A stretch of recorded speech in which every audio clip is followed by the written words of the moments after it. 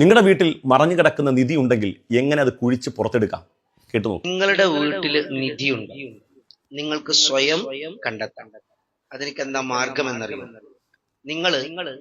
കുഴിയെടുക്കാൻ പറ്റ ഒരു കാര്യം മുഖവരി എന്നുള്ള പറഞ്ഞോട്ടെ. കുഴി എടുക്കുന്നതിന് മുമ്പ് കയ്യിലൊരു പ്ലാസ്റ്റിക് കവർ കൊണ്ടുവന്ന് കവർ ചെയ്തേക്കണം. മറ്റൊന്നും കൊണ്ടല്ല, നിങ്ങൾ കുഴിയെടുക്കുന്ന ഭാഗം പഴയ സെപ്റ്റിക് ടാങ്ക് ഉള്ള സ്ഥലമാണെങ്കിൽ സ്വാഭാവികമായി കൈ മുഴുവനും ആ നിധിയാകാനുള്ള ചാൻസ് ഉണ്ട്. അതുകൊണ്ട് കയ്യിലൊരു പ്ലാസ്റ്റിക് കവർ ചുറ്റുന്നത് നല്ലതായിരിക്കും. നിധി പൊടിയണ്ട. ബാക്കിയാകട്ടെ. ഞായറാഴ്ച ദിവസം ആള് വെജിറ്റേറിയൻ ആയിരിക്കണം. ശനി ഞായറും ദിവസങ്ങളിൽ. ഞായറാഴ്ച ദിവസം നോമ്പുകാരനായിരിക്കണം.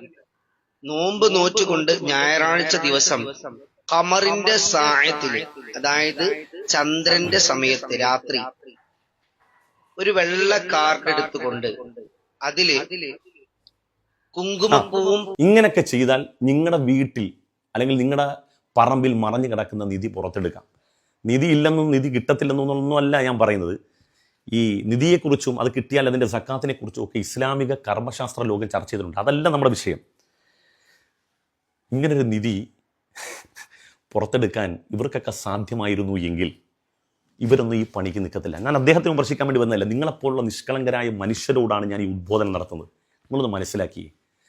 ഇന്നത്തെ കാലത്ത് ഇസ്ലാം എന്ന് പറഞ്ഞാൽ ഈ നിധി കുഴിച്ചെടുക്കൽ, പത്തിരി ഇത്ര അളവിൽ വട്ടത്തിൽ ഉണ്ടാക്കൽ, ഒരു മുമ്പല്ല്, ഒരു പല്ലിൻ്റെ കൂടെ ഒരു പല്ല് വന്നാൽ ഉണ്ടാകുന്ന പ്രത്യാഘാതം, ഇതൊക്കെയാണ് വർത്തമാനകാല ഇസ്ലാമിക ചർച്ചകൾ. നമുക്ക് ഇസ്ലാമിൻ്റെ വിശ്വാസം, അതിൻ്റെ ദൃഢത, അതിൻ്റെ ആഴം, അതിൻ്റെ പരപ്പുകളെക്കുറിച്ചൊക്കെ പറഞ്ഞു തരാൻ ഇന്നത്തെ കാലത്ത് നമ്മുടെ യുവപണ്ഡിതന്മാരായ നമ്മുടെ പുഴക്കാട്ടിരി ഉസ്താദ്, ഷുഹൈബുൽ ഹൈത്തമി, അതുപോലെ തന്നെ സജീർ ബുഖാരി അടക്കമുള്ള വളരെ കുറഞ്ഞ പണ്ഡിതന്മാർ മാത്രമേ ഉള്ളൂ. അവർക്കാണ് നമുക്ക് എന്തെങ്കിലും ഒരു സംശയം വന്നു കഴിഞ്ഞാൽ, ഇപ്പം ഇന്നത്തെ ജൻസി തലമുറക്ക് എന്തെങ്കിലും ഒരു വിഷയത്തിൽ സംശയം വന്നു കഴിഞ്ഞാൽ നമ്മൾ അവരോടൊക്കെ ഒന്ന് സംവദിച്ചിട്ടാണ് അതിന് മറുപടി പറഞ്ഞു കൊടുക്കുന്നത്. കാരണം അത്രയും വിശാലമായ അവർക്ക് കാര്യങ്ങൾ, സിബത്തുള്ള സക്കാഫി അടക്കമുള്ള ആളുകൾ. എന്നാൽ ഇവർക്ക് പിന്തുണ കൊടുത്തുകൊണ്ട് ഇവരിൽ നിന്ന് കാര്യങ്ങൾ കൂടുതൽ ഗ്രഹിച്ചുകൊണ്ട് പരിശുദ്ധമായ ഇസ്ലാമിൻ്റെ മുഖമെന്ന സമൂഹത്തിൽ പ്രചരിപ്പിക്കാൻ എന്തുകൊണ്ട് ആരും വരുന്നില്ല? കാരണം ഇതിനകത്തൊന്നും പ്രത്യേകിച്ച് കാര്യലാഭം ഉണ്ടാകുന്നില്ല, പ്രത്യേകിച്ചൊന്നും കിട്ടുന്നില്ല. ആളുകൾക്കൊക്കെ വേണ്ട എന്താണ്? പണമാണ്, കാശാണ് വേണ്ടത്. അങ്ങനെ കാശ് കിട്ടുന്ന പണിയിൽപ്പെട്ട വകുപ്പുകളാണ് ഇതെല്ലാം. ഇതിപ്പോൾ ഇതിനകത്ത് സംഭവിക്കാൻ പോണത് എന്താണ്? ഇങ്ങനെ നിധി മനുഷ്യനെ സംബന്ധിച്ചിടത്തോളം എന്തെങ്കിലും നേട്ടമുണ്ടാവുക എന്ന് പറഞ്ഞാൽ അവൻ അതിനുവേണ്ടി എവിടെ വരെ സഞ്ചരിക്കാനും തയ്യാറാണ്. ഇതിൽ ആകൃഷ്ടരാകുന്ന മനുഷ്യർ സ്വാഭാവികമായി ഇവരെ വിളിക്കും, ഇവരതിൻ്റെ വഴികൾ പറഞ്ഞു തരും. ഇതിൻ്റെ നേട്ടമാർക്കാം. നിങ്ങൾക്ക് നിധി കിട്ടിയില്ലെങ്കിലും നിങ്ങളുടെ കയ്യിലുള്ള നിധി ഇതുണ്ടല്ലോ, ഇത് അവരുടെ കയ്യിലെത്തും. ഇതാണ് ഇവിടെ നടന്നുകൊണ്ടിരിക്കുന്നത്. ഇന്നത്തെ കാലത്ത് ഇസ്ലാം എന്ന് പറഞ്ഞാൽ ഇതൊക്കെയാണ്. ഇന്ന് രാവിലെ ഒരു പെൺകുട്ടി മെസ്സേജ് വിടുകയാണ്. ഞാൻ ചിരിച്ച് വല്ല അത്ഭുതപ്പെട്ടു പോയി. മറ്റൊന്നും കൊണ്ടല്ല, അവരുടെ വീട്ടിൽ അമ്മായിയമ്മനെ കൊണ്ട് ഭയങ്കര അസ്വസ്ഥത. ഞാൻ ചോദിച്ചു എന്താ പ്രശ്നം എന്ന് ചോദിച്ചപ്പം ഏതോ ആള് ഒരു വീഡിയോയിൽ പറഞ്ഞു, പത്തിരി ഉണ്ടാക്കുമ്പോൾ ചെറുവട്ടത്തിലുണ്ടാക്കണം, ഇല്ലെങ്കിൽ ദാരിദ്ര്യം വരും. ഇപ്പം എന്ത് സംഭവിച്ചു? ഈ കുട്ടി ഉണ്ടാക്കുന്ന പത്തിരിക്ക് വലിപ്പം കൂടിയാൽ ഈ സ്ത്രീ അവരോട് കയർക്കും, മോശം പറയും. അവരുടെ കുട്ടിക്ക് ഒരു പല്ല് ഇടമ്പല്ല് വന്നു. അതും ഏതോ വീഡിയോയിൽ ആരോ പറഞ്ഞു അങ്ങനെ ഇടമ്പല്ല് വരുന്നത് അത് വീടിന് ദോഷമാണെന്ന് പറഞ്ഞു. ഇതൊക്കെയാണ് നമ്മുടെ വർത്തമാനകാല ഇസ്ലാമിക ലോകത്തിൻ്റെ ചർച്ച. നമ്മുടെ കേരളത്തിൻ്റെ ഒരു അവസ്ഥ പറഞ്ഞാണ് ആളുകളെ ഇങ്ങനെ ആകർഷക. ഞാൻ ചോദിക്കട്ടെ, ഒരു നല്ല ഡോക്ടർ, ആ ഡോക്ടറിനെ കുറിച്ച് പ്രൊമോഷൻ ചെയ്യുകയോ പ്രചരിപ്പിക്കുകയോ വേണോ?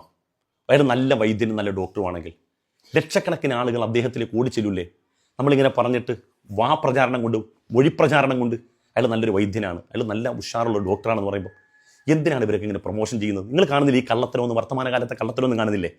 ഇവിടെ വന്ന ആളുകൾ ഞാനൊന്ന് മന്ത്രിച്ചു കൊടുത്ത സമയത്ത് അവരുടെ പ്രശ്നങ്ങൾ മുഴുവൻ മാറി. ഈ ഏലസ് കിട്ടൂ, നിങ്ങൾ ആവശ്യം. എന്തിനാണ് ഈ പ്രൊമോഷൻ? നിങ്ങളിൽ അങ്ങനെ ഒരു പ്രതിഭയുണ്ടെങ്കിൽ മാലോകർ മുഴുവനും നിങ്ങളിലേക്ക് ആകർഷകരായി വരില്ലേ? നിങ്ങളങ്ങനെ ചെയ്യുന്നത് എന്തുകൊണ്ടെന്നറിയോ? ഇതൊക്കെ കച്ചവടമാണ്, ഇതൊക്കെ ജനങ്ങളെ പറ്റിക്കലാണ്. ഈ മനുഷ്യരുടെ നിഷ്കളങ്കത, മുസ്ലിമീങ്ങളായ കുറേ മനുഷ്യരുടെ നിഷ്കളങ്കത, അതിനെ ചൂഷണം ചെയ്യുകയും അവരെ ഈ നിധിയിലും അവരെ ഈ വട്ടയപ്പത്തിലും അവരെ ഈ കുഴിയിലുമൊക്കെ ഇട്ട് വട്ടം കറക്കാൻ വേണ്ടി നിങ്ങൾ ചെയ്യുന്ന ഈ പണി നിങ്ങൾ സ്വയം നന്നാവൽ മാത്രമാണ്, ആ ജനതയെ നന്നാക്കലല്ല. 1000 സംഭവങ്ങൾ ഇതുമായി ബന്ധപ്പെട്ടതുണ്ട്. നിങ്ങളോട് പറയുകയാണ്, മുസ്ലിം ഉമ്മത്തെ ഇതല്ല മതം കേട്ടോ, ഇതല്ല മതം. നിങ്ങൾ ഉൾക്കൊള്ളുന്ന ഇസ്ലാം എന്ന് പറഞ്ഞുണ്ടല്ലോ, ആ ഇസ്ലാം എന്ന് പറഞ്ഞാൽ ഇതൊന്നുമല്ല. ഇതിനപ്പുറത്തേക്കൊരു ഇസ്ലാമുണ്ട്, ഒരു മധ്യനിലയിലുള്ളൊരു ഇസ്ലാം. അത് ഇത്തരം ചൂഷണങ്ങളുടെയും ഇത്തരം പ്രഹസനങ്ങളുടെയും ഇത്രയും പ്രകടനപരതയുടെയും ഇസ്ലാം അല്ല. അത് കാരുണ്യത്തിൻ്റെ മതമാണ്, അത് നിതാന്ത ദർശനമാണ്. അത് വിശ്വസിക്കുന്ന ഏതൊരു മനുഷ്യനെ സംബന്ധിച്ചിടത്തോളം അതൊരു ഇസ്തിറാഹത്താണ്, മാനസിക സന്തോഷമാണ്. ആ ഇസ്ലാം അനുസരിച്ച് നിങ്ങൾ വിശ്വസിച്ച് ജീവിക്കുമ്പം ഒരു ചൂഷകനും നിങ്ങളുടെ 7 അയലത്തേക്ക് വരില്ല. നിങ്ങൾ സ്വയം ചൂഷണം ചെയ്യപ്പെടുന്ന ഒരു സാഹചര്യം നിങ്ങളുടെ മുമ്പിൽ ഉണ്ടാവുകയുമില്ല. കാരണം നിങ്ങൾ അള്ളാഹുവിലും അന്ത്യദിനത്തിലും നിങ്ങൾ വിശ്വസിക്കുന്നവരാണ്. അതുകൊണ്ട് തന്നെ ഇത്തരം തിന്മകളെ തിരിച്ചറിയാനുള്ള ബോധവും വിവേകവും നിങ്ങളിൽ സ്വാഭാവികമായി അന്തർലീനമായി കിടപ്പുണ്ട്. നിങ്ങളുടെ വിശ്വാസം അത് പ്രകടമാക്കി തരികയും ഇത്തരം തിന്മകളിൽ നിങ്ങൾക്ക് അകലാൻ അതൊരു വഴിയൊരുക്കി തരികയും ചെയ്യും. അള്ളാഹു നമ്മുടെ ഈമാൻ സംരക്ഷിക്കുമാറാകട്ടെ.